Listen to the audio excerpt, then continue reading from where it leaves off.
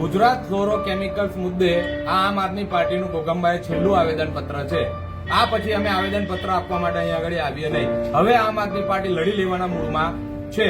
અને હમણાં જે બનાવ બને 2-3 દિવસ પહેલા કે જે મોક ડ્રીલની વાતો કરે છે, તો એ મોક ડ્રીલની જાણ કયા અધિકારીને કરવામાં આવેલી? ફેક્ટરી ઇન્સ્પેક્ટરશ્રીને ખબર ના હોય, મામલતદારશ્રીને ખબર ના હોય, જીપીસીબીને ખબર ના હોય, તો મોક ડ્રીલની પરમિશન કઈ રીતે હોય?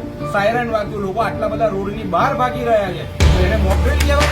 અને મોક ડ્રીલ હોય તમે શાળાના વિદ્યાર્થીઓને પણ એમ કહો છો કે તમે જતા રહો. એટલે આ રીતનો અન્યાય અમે અમારા વિસ્તારમાં ચલાવી દેવામાં માંગતા નથી. વધુમાં અમે મામલતદારશ્રીને એક જ વાત કરી કે તમે મુખ્ય અધિકારી છો, અમારા તાલુકાના વડા છો, જો તમે ચાહો તો એક જ નોટિસ પર આ GFL ને તાળું વાગી જાય તો તમે કેમ તાળું પાડતા? વધુમાં એક જ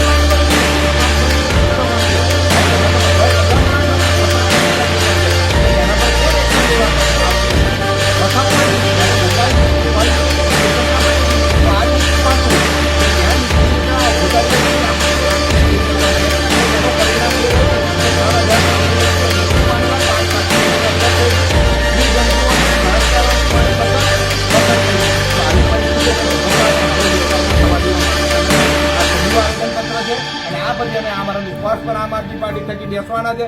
એનું સંપૂર્ણ જવાબદારી મામલતદાર ઓફિસની રહેશે અને લાગતા વળગતા બધા તંત્રની રહેશે. દર વખતે અમે આવેદનપત્ર નિવેદનપત્ર હવે આપવાના નથી. આ વખતે આ પાર્કે પેલી પાર્કની લડાઈમાં અમારે માત્ર એક જ વસ્તુ જોઈએ, GFL બંધ જોઈએ. અમારા વિસ્તારમાં GFL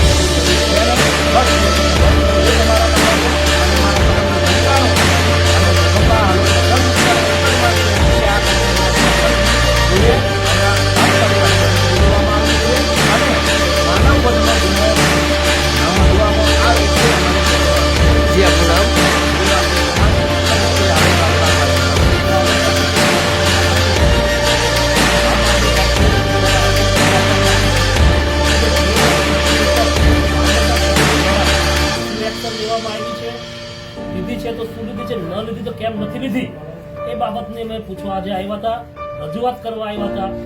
જો કંઈ પણ એક્શન ન લીધી હોય તો આવનારા સમયમાં આમ આદમી પાર્ટી ગામે ગામ ફરીને જનજાગૃતિ લાવે છે. આમરનાથ ભૂખ હડતાલ મામલતદાર કચેરી ગેટ સામે કરશે. ભૂખ હડતાલ આદર્શ તેની સંપૂર્ણ જવાબદારી જે તે લાગતા